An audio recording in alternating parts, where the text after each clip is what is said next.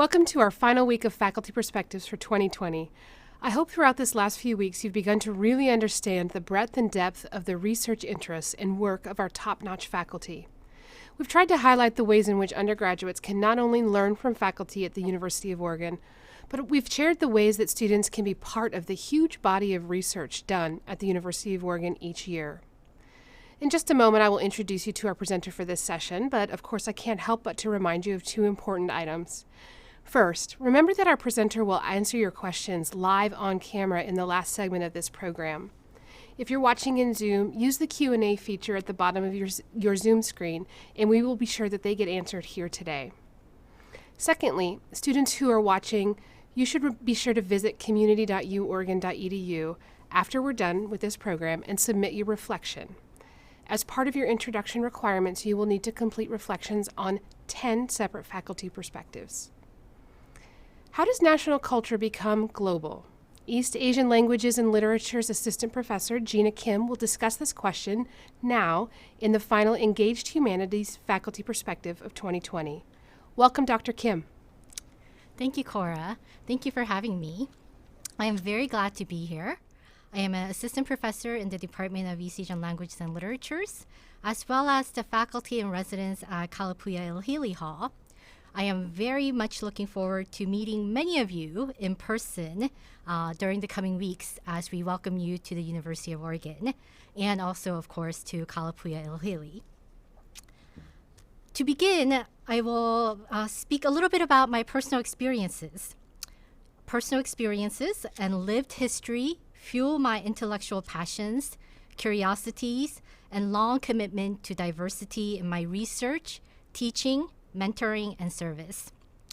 I first encountered international relations and identity crisis growing up in a small town in central Pennsylvania, when many people, young and old, would ask me, "Are you Chinese? Or are you Japanese?" At times, when these questions became derogatory chants by kids in my neighborhood, I recall defiantly yelling back, "I'm Korean," although I did not know what that meant. To that retort, the other children cackled even more. "What's that? Where are you really from?" I had no answer. Korea was an anomaly to them and to me.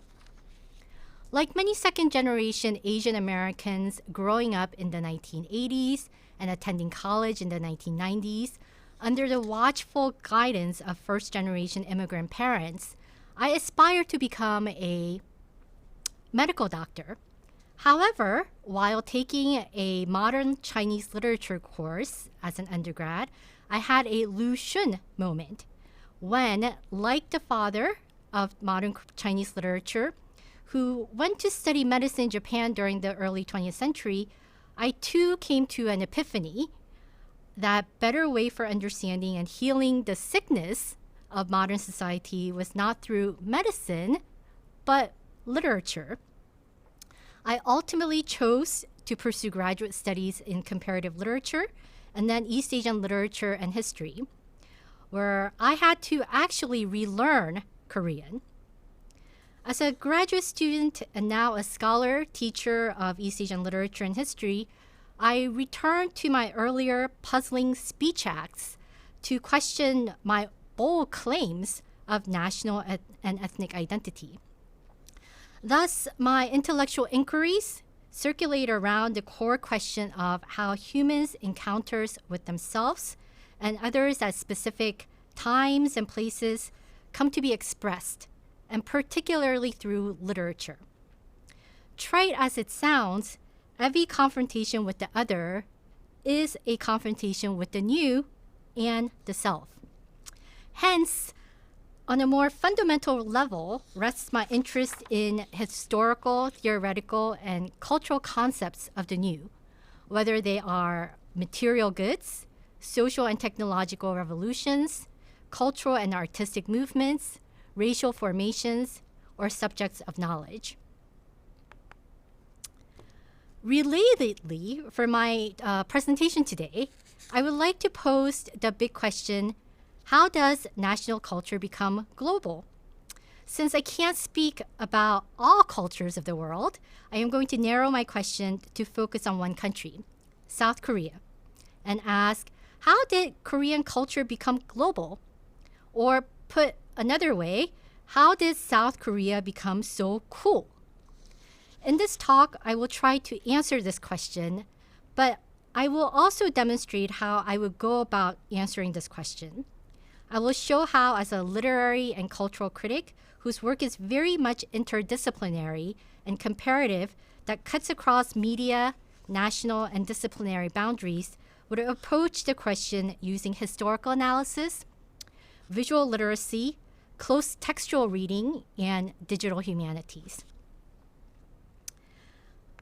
Admittedly, 2020 has been an incredible year. Indeed, it has been an incredible year for South Korean cultural productions. The K-pop band BTS seems to be everywhere.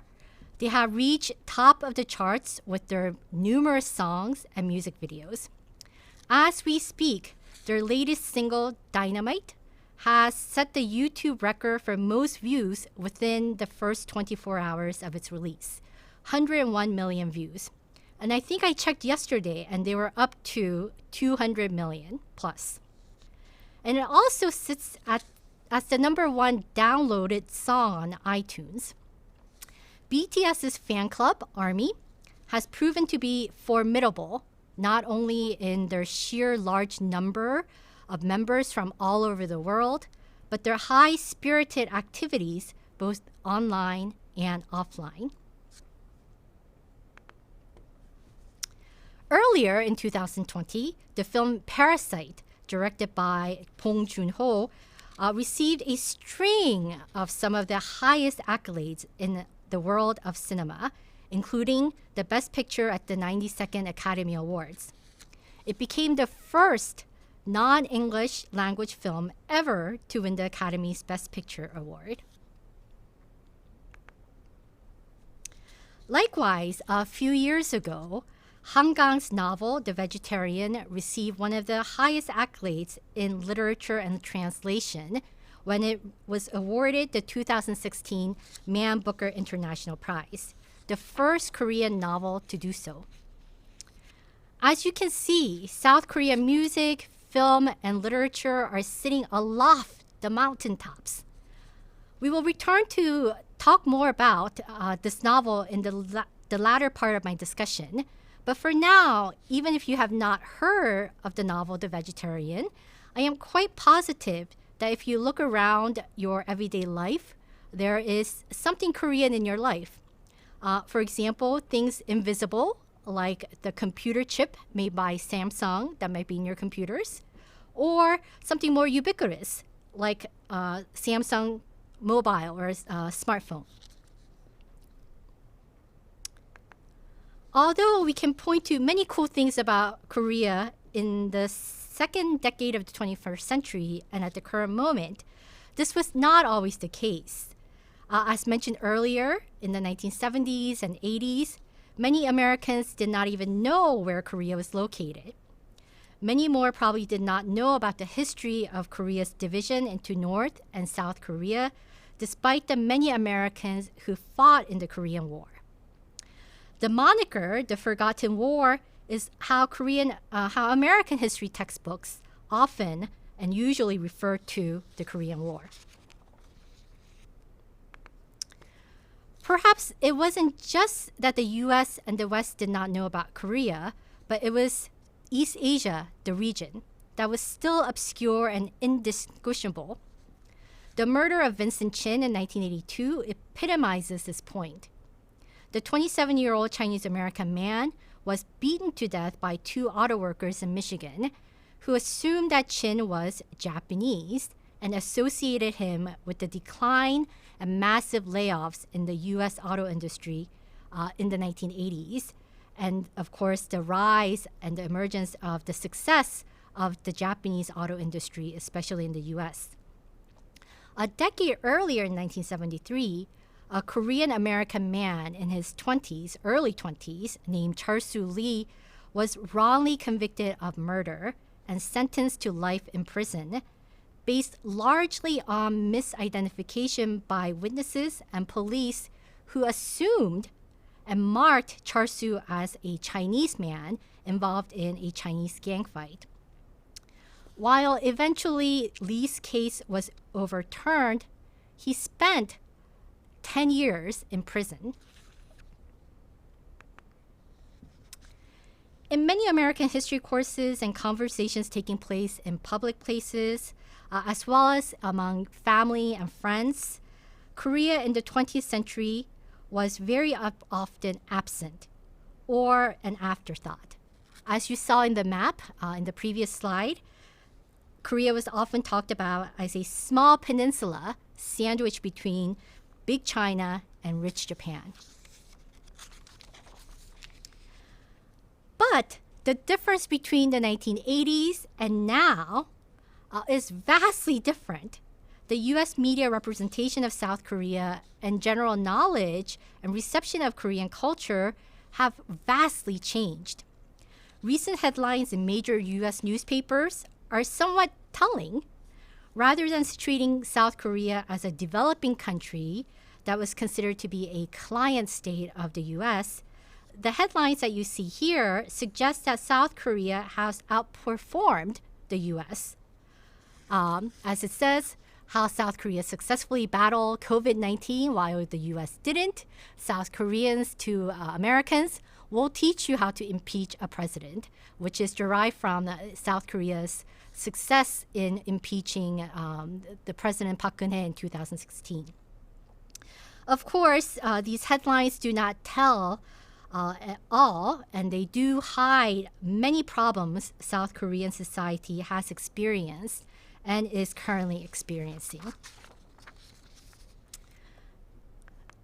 South Korea's road to globalization, therefore, and global recognition did not come without turmoil. It was a very difficult road. But if I were to name some steps that led to recognition of South Korean culture in the global arena, here is just a short list that I would make. One is the developmental modernization that took place in the 1970s. This is a very controversial moment in South Korean history when there was a military dictator who ruled as a president. He, of course, was very interested in modernizing and industrializing Korea in a very, very rapid form.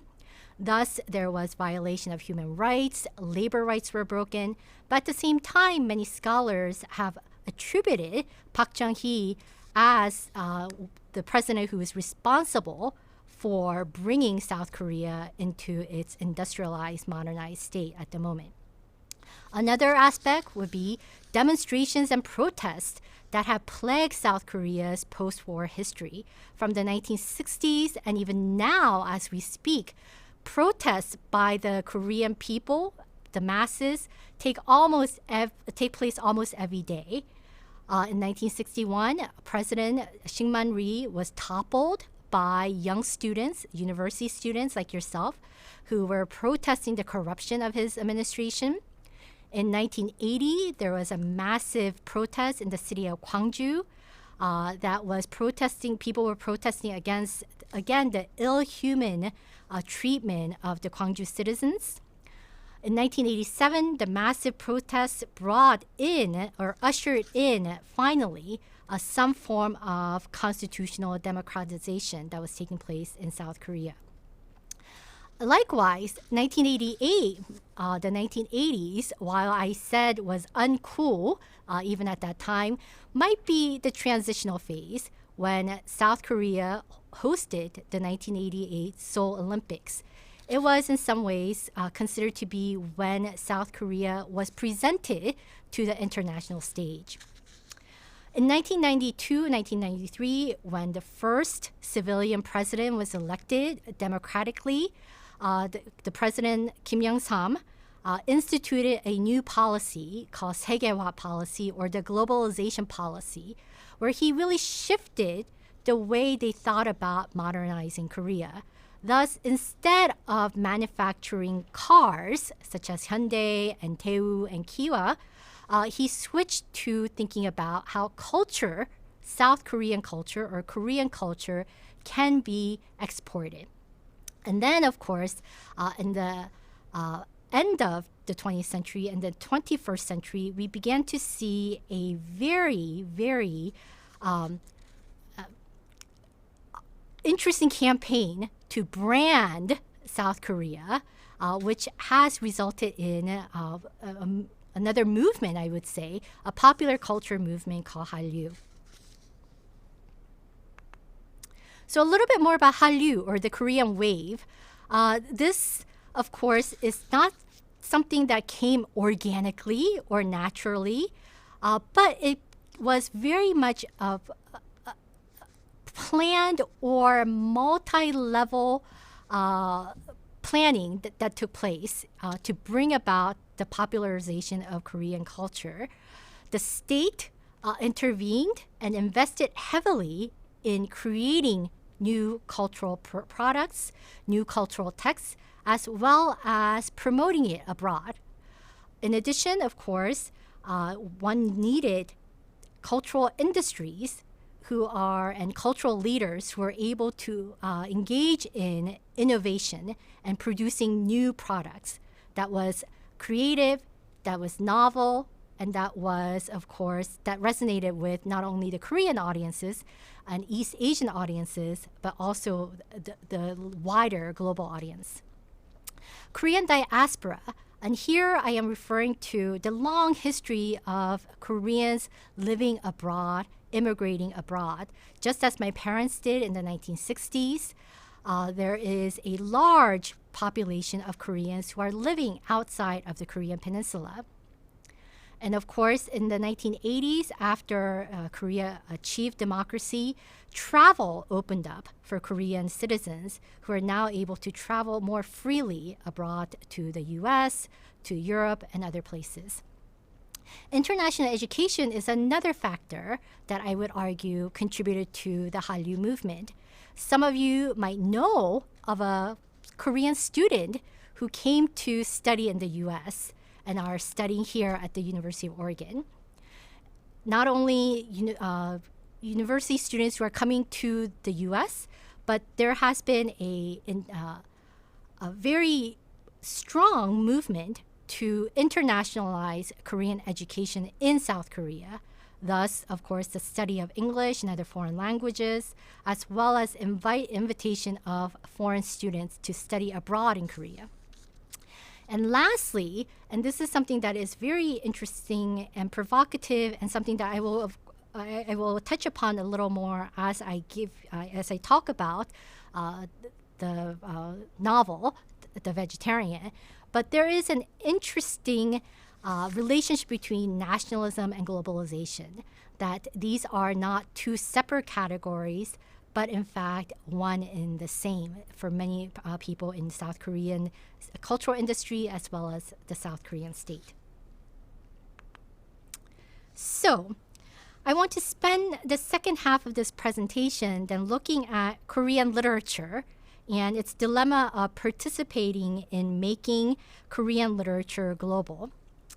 As problematic, outdated, insufficient, the notion of literature as a site of national culture, national identity, and national subjectivity has become, the study of literature still remains very entrenched in the national, precisely because of the relationship between language, literature, and the nation. The notion of national literature becomes even more problematic and interesting when we consider the act of translation and translating literature into a language other than the language it was written in. Yet it is through translation that many of us encounter literature, language, and culture that are new to us and what we are not familiar with. So what do good translations do? They win prizes, and they win international prizes. It is often through translation, especially translations into English language, that a minor literature and culture become exposed to the wider world.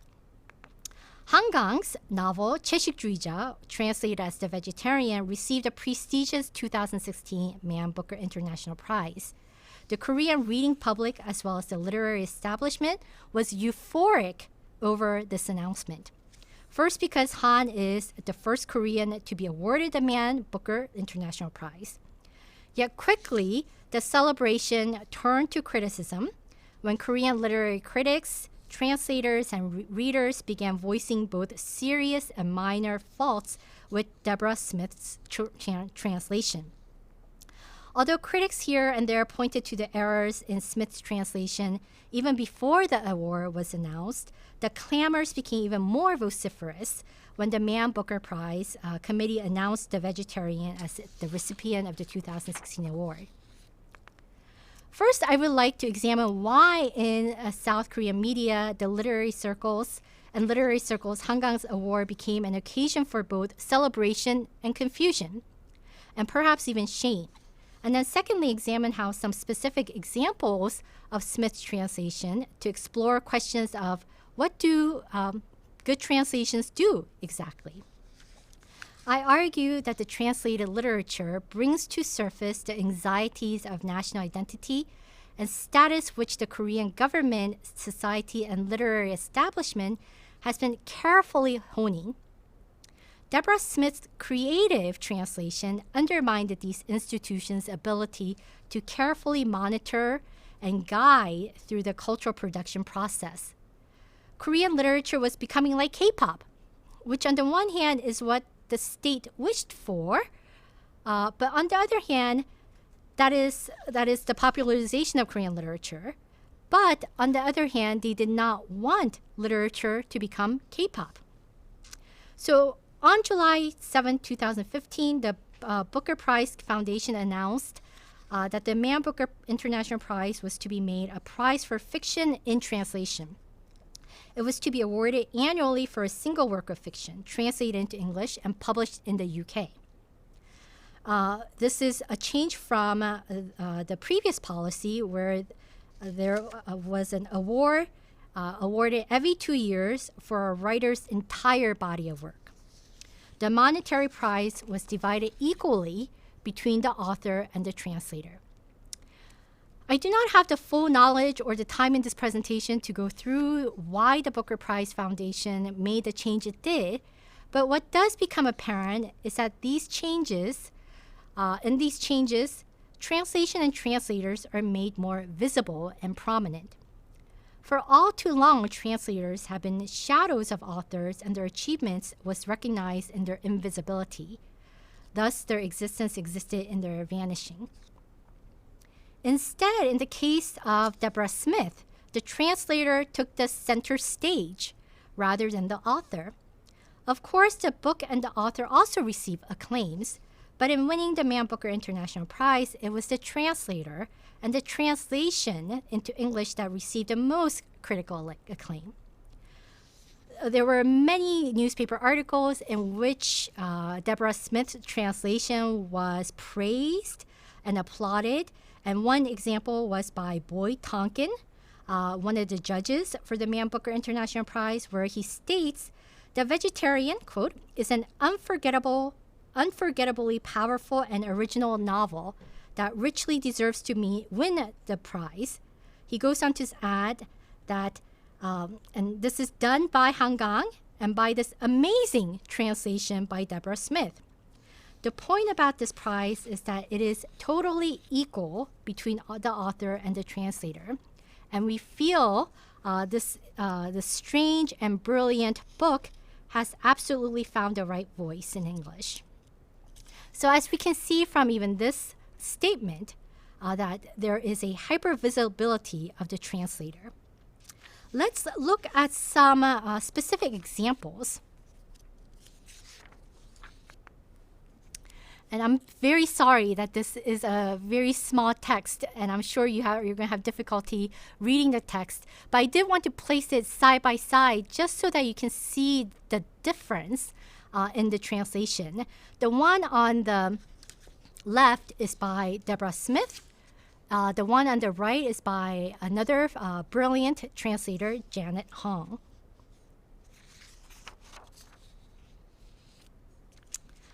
What do you notice about these two versions?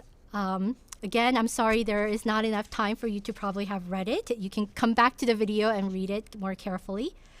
But what I notice is that in this section, in this opening passage, the husband's point of view changes based on the translation. The two versions characterize the husband's attitude toward his wife rather differently. His tone and voice are different. And as a result, the characterization of the main character, Young-hae, the wife also changes or is altered. Here's another example. And this is a specific sentence. In Korean, it's on the top, it's Korean, and then there are three different versions of the translation. The first is by Deborah Smith, the second is by Janet Hong, and the third, the most literal translation is my own. In this translation, Deborah Smith completely changes the sentence where she says, "Ever since we got married, she had proved herself a more competent cook, and I've always been impressed by her way with food." Whereas in the original Korean, there is nothing that says anything about the wife being a competent cook. It's really about the wife's appetite. So what happens when the more liberal translation and mistranslation leads to transforming the character the author had originally created? Should we call it a creative interpretation, or maybe even an overreaching translation, or perhaps an adaptation? I'm not sure. Because of my interest also in digital humanities and digital pedagogy, I often use digital tools for research and teaching. And one tool that I used to analyze Smith's translation was a web-based application called Voyant to do a distant reading or a corpus analysis to visualize the frequency of words. What stands out for you?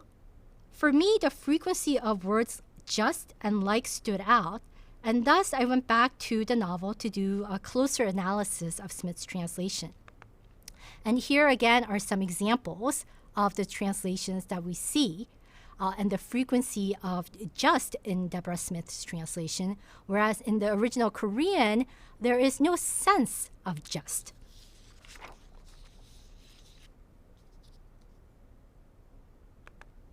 Some other examples. Again, what kind of effect does the word just produce? Perhaps a sense of urgency because of the emphatic quality of the word just. Perhaps a sense of direction. Let's think about what is the difference between, for example, the famous Nike motto, just do it, versus do it. So in my conclusion, not only errors that shifted the characterization, but additions and omissions were excessive based on my analysis of the text, the novel, especially the first part. Additions heightened not only the cultural glosses, but turned Hangang's turgid writing into a narrative that was voluminous, colloquial, and almost K-pop-like. After doing this part of the textual analysis, I also became more attuned to the usage of the words like and just like in my classrooms. Indeed, I noticed that students very frequently inserted these words and phrases in their class discussions and in their writings. Of course, this is just impression that I have, and I would need to carry out a more rigorously designed research in the future. Smith's translation is smooth, fluent, fun. Although if read very closely, one will find, as Tim Parks did in the New York Review of Books, unevenness and awkward English translation throughout. Yet the overall reading is pleasurable in style, while disturbing and horrifying in content. What English translation of The Vegetarian demonstrates is that there is a new generation of translators, as well as readership of Korean literature, that perhaps could be called the K-pop generation, and thus the reception of Korean literature has also transformed.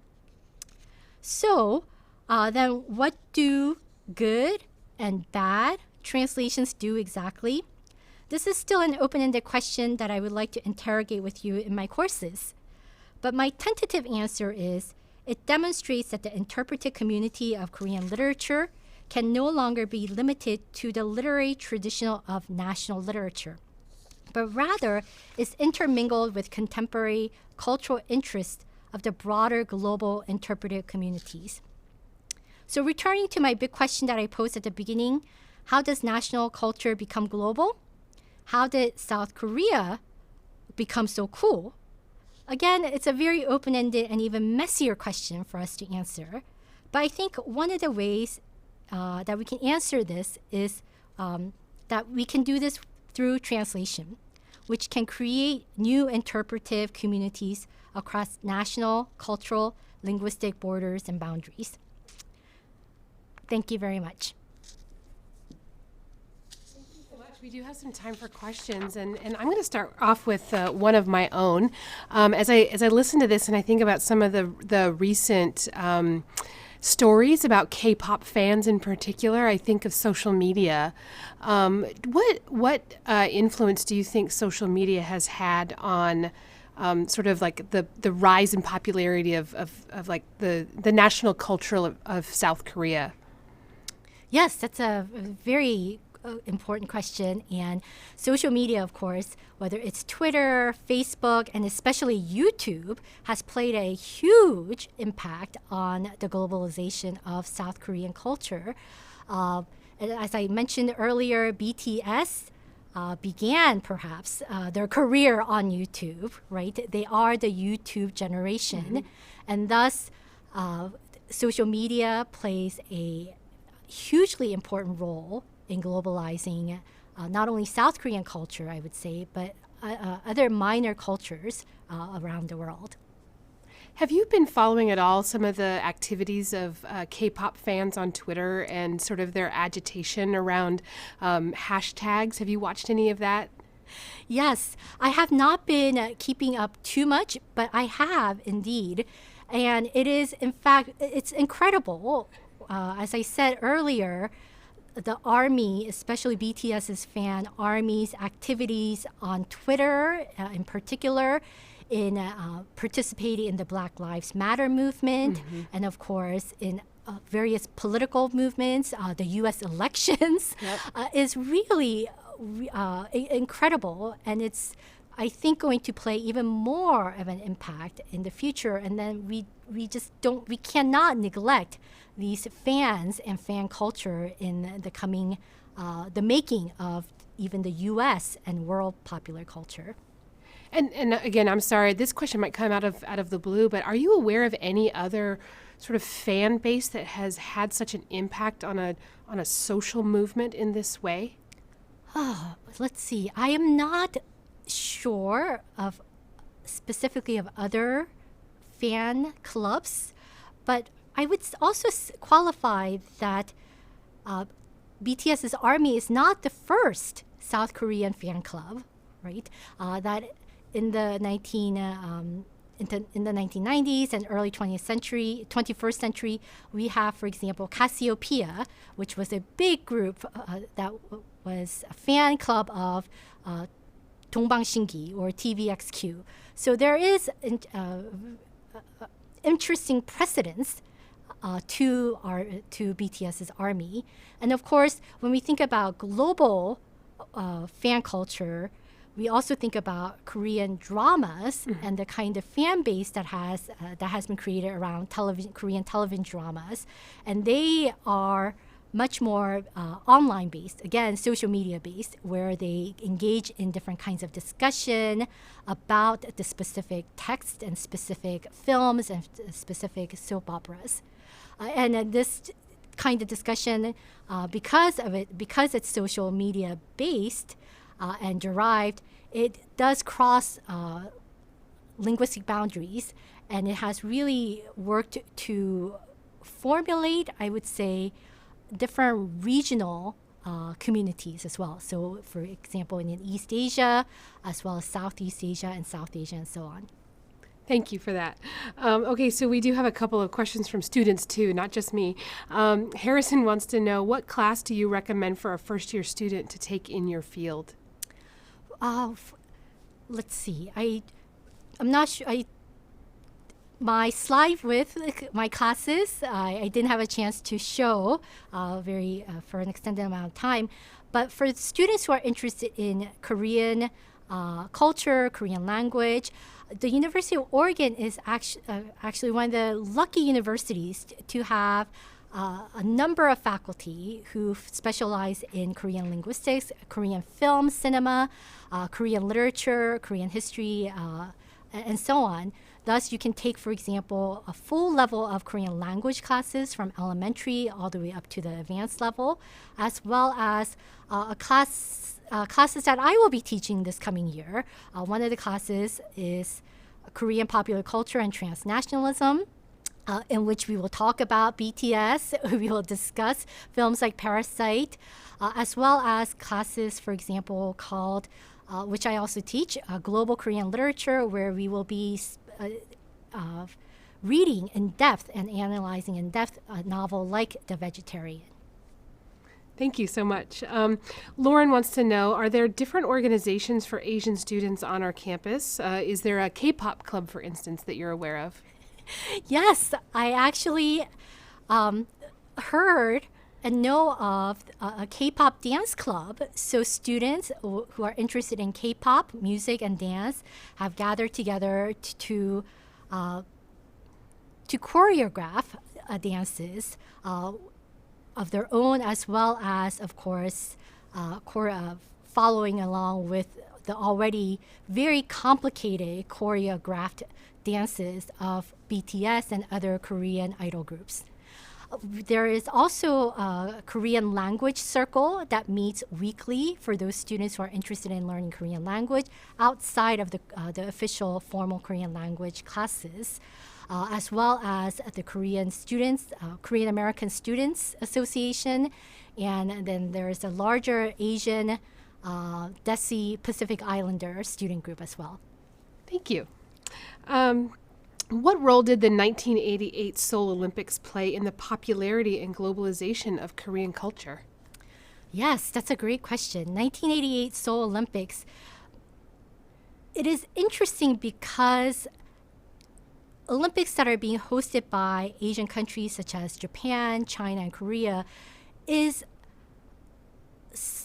can be considered to be an initiation of sort, in that, for example, in the 1960s, the Tokyo Olympics demonstrated Japan's rise in a modern world, in the post-war economy, where the Tokyo Olympics was able to showcase how much they have recovered and have become industrialized after, of course, World War II. Mm-hmm. Similarly, in 1988, South Korea hosting the Seoul Summer Olympics was an occasion for South Korean government and the South Korean people to take off the cloak of being a third world undeveloped country.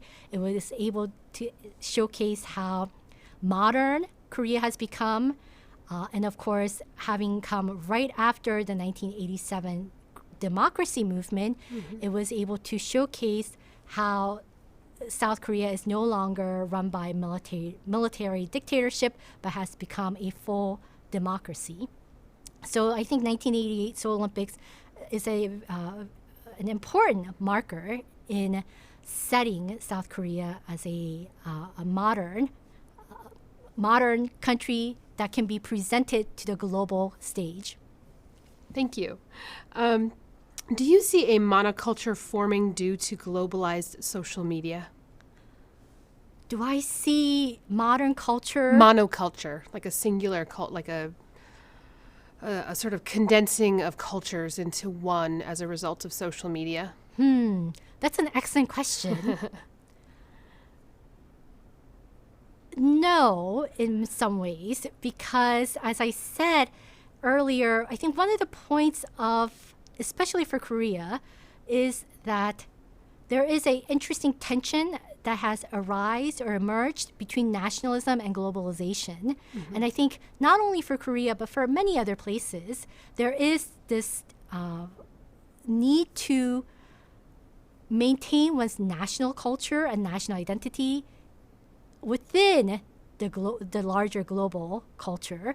And thus, I think in many ways, although the social media has made our global community much, much smaller, we can also see within the social media platforms the vast differences and the vast, I guess, diversity of thought, of form, and of style that has emerged. Thank you. Arista wants to know, I am an ARMY for BTS, and I want to get involved with learning Korean. I also want to learn more about the K-pop industry. Is that something that you teach? Yes. In fact, my popular culture class, it focuses on the K-pop industry in many ways. But of course, with that focus, we ask various questions around K-pop. Not only its emergence, of course, its popularity, but of course, how does the inner workings of K-pop industry in Korea, as well as in the diaspora communities, have come to exist and to operate. One of the projects that I have students do in my popular culture class is actually a podcast in which students, with another partner, create a podcast analyzing that specific question. That is, what makes BTS so popular? What is it that is so appealing about BTS? And there are various answers, and it's fascinating for me to hear these podcasts that students make, and which presents not just one answer, but just multiple different ways of thinking about BTS and, of course, the role of ARMY. Thank you. Okay, so Reed wants to know, are there other Korean novels that you recommend? Yes. There are many, many novels that I recommend. And in fact, what is very interesting, and I want to point out, is that Deborah Smith, the translator of The Vegetarian, I would say belongs, as I said, belongs to the K-pop generation. She began learning Korean in 2010 when she went to college, and she translated The Vegetarian in 2015. What that also shows me is that one can learn Korean and one can learn it very well. It's a difficult language, but it's a language that one can learn and become conversant and also fluent in. But she has also made a statement that she did not, one of the reasons why she started learning Korean was because she didn't read any Korean, she did not read any Korean literature prior to studying Korean, and she wanted to study Korean because there was such lack of Korean literature available, which I would say is somewhat hyperbolic, because before 2010 there were many, many Korean literary works that were translated into English, Chinese, Japanese, Spanish, French, German, etc. So there are plenty of Korean literary works that have been translated into English and that are available. One that I would recommend, and that one that I read in our class, is a novel called Mina. It's a recently translated novel, written again by a very young female writer. And in this novel, there are two main characters, high school students, and it deals with, of course, youth culture and the kind of life that South Korean youth in the 21st century are currently experiencing. So I would recommend Mina, and the author's name is Kim Sa-gwa. Thank you. Okay, last question. This is from Nora. What value do Korean drama shows and films give to a global audience to understand the authentic translation of Korean word and song? Authentic Korean word.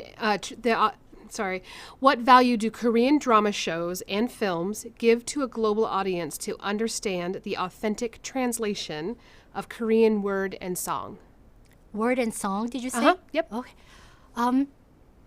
Geez. Well, again, I think translation is a very interesting field, especially to study now in the era of social media and fan culture, especially if we were to go beyond the literature, the novel or poem, to, of course, Netflix even, or to Wiki, where there are fans who are involved in translation of subtitles. So some of them are not professional translators, but they're fans, perhaps like yourself, Nora, who are engaged in translating Korean words and content into English.